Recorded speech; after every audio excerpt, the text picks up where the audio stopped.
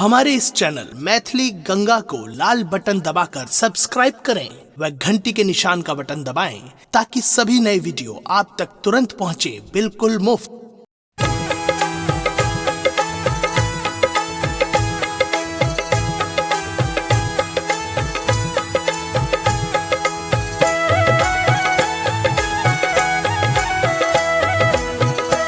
अपने सुन रही छी गंगा कैसे की प्रस्तुति।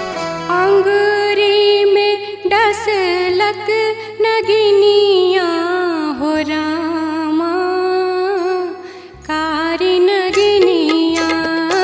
अंगूरी में डसलक नगिनिया हो रामा कारी नगिनिया।